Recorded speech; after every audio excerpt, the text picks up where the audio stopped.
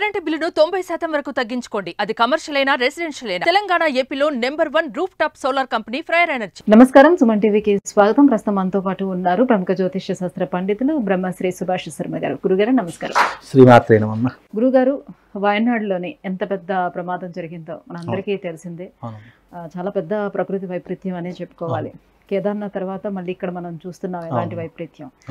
అయితే దీనికి ఇంత గతంలో జరిగినటువంటి ఇప్పుడు ఏదైతే ఏనుగుని చంపారో ఆ సిచ్యువేషన్ కి దీనికి కనెక్టివిటీ పెట్టి చూస్తున్నారు.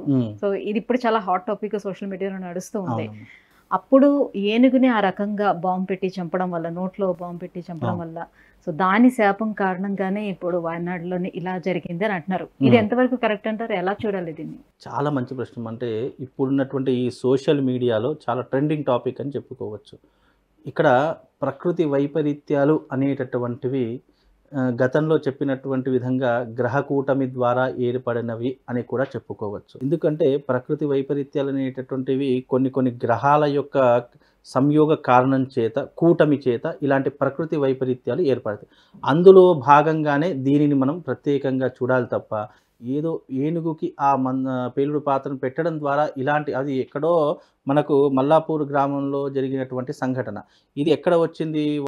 వాయనాడులో వచ్చినటువంటి సంఘటన.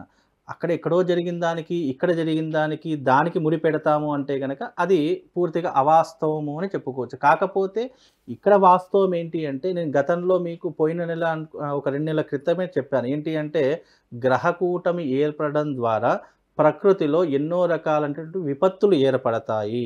ప్రకృతిలో ఏదైనా విపత్తులు వేడిపడినప్పుడు కొన్ని సంఘటనలు, సూచనలు మన కళ్ళకి కట్టినట్టుగా కనిపిస్తాయి అనేటటువంటి సంఘటన నేను గతంలో చెప్పాను. ఆ వీడియో కూడా మీరు కావాలంటే వేసుకోవచ్చు.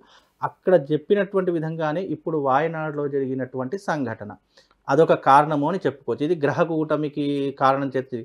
ఇంకోటి ఏంటంటే, ప్రకృతిలో వైపరీత్యాలు మానవుడి ద్వారా జరుగుతున్నాయి అనడానికి కూడా కొన్ని నిదర్శనాలని, ఒక 2 కారణాలు చెప్తాను.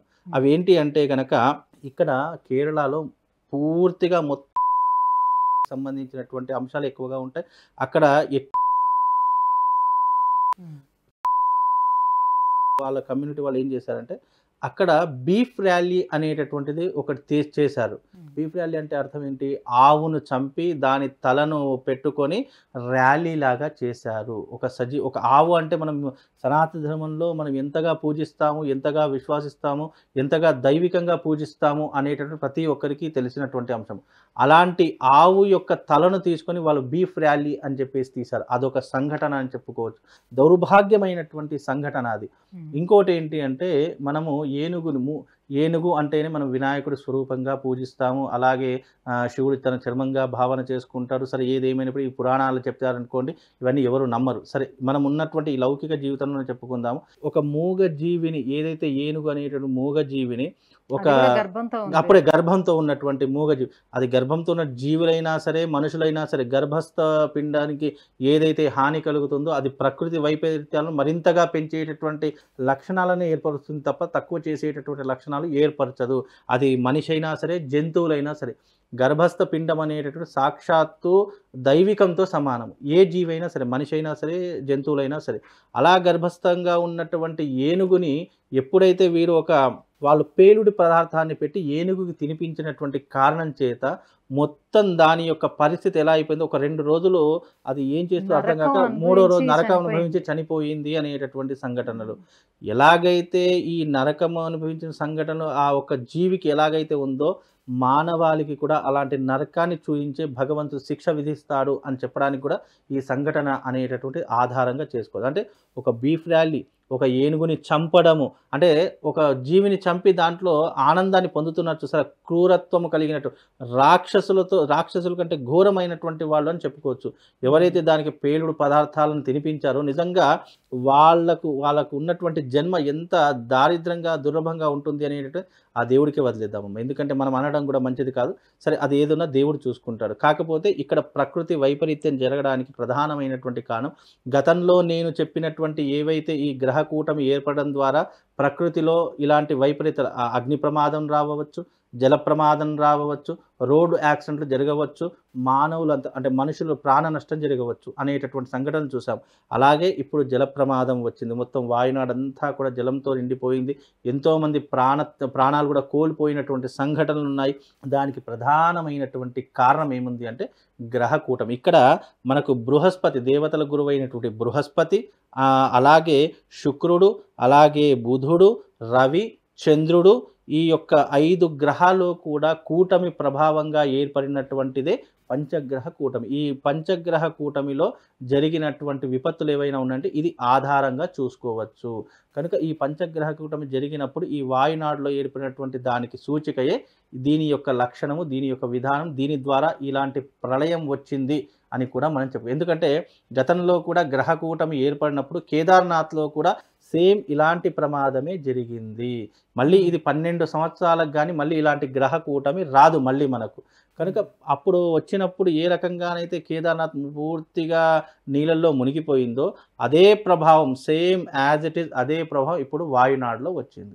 అంటే దీనికి కారణం గ్రహకూటమే అని గుర్తించాలి తప్ప ఇక్కడ గ్రహకూటమితో పాటు ఏదైతే ఈ యొక్క ప్రమాదం జరిగిందో జీవహింస అని కూడా మనం చెప్పుకోవచ్చు. ఎలాగైతే మనకు ఈ ప్రమాదం ఒక కారణమైతే జీవహింస కూడా దీనికి కారణము అని చెప్పుకోవచ్చు.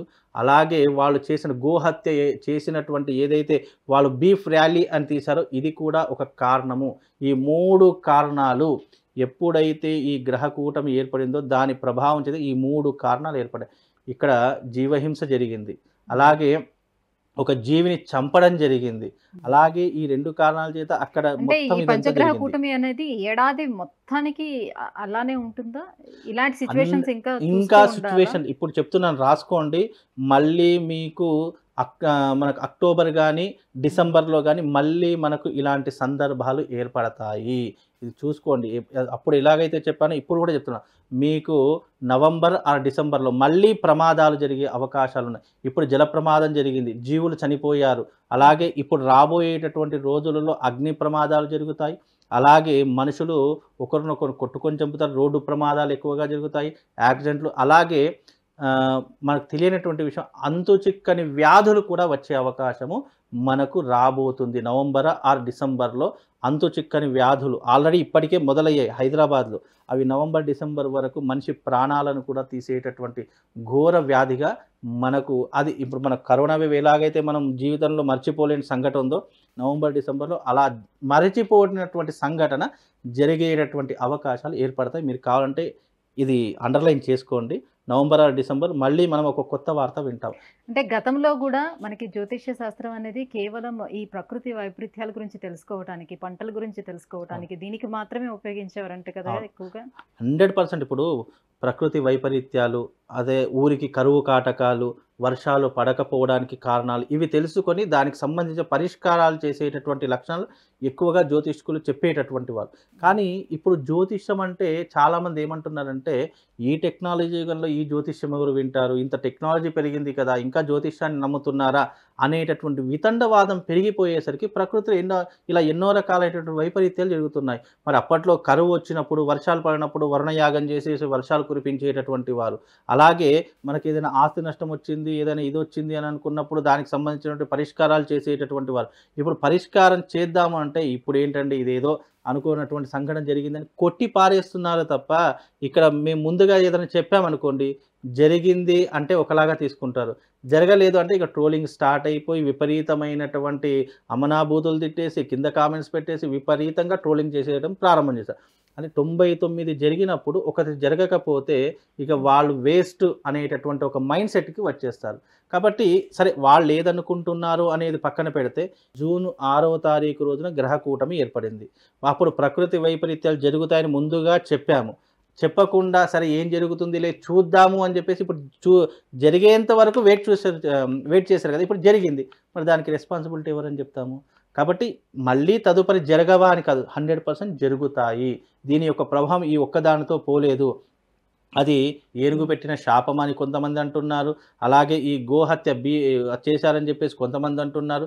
సరే ఏదేమైనప్పటికీ ఇది నేనైతే చెప్పేటటువంటి విషయం ఏంటంటే ఇది గ్రహకూటమి ద్వారా ఏర్పడినటువంటి ఒక సంఘటన అని చెప్పుకోవచ్చు. గ్రహకూటమి ద్వారా ఏర్పడింది. అది కేవలం జల ప్రమాదం ఒకటి చెప్పుకోవచ్చు.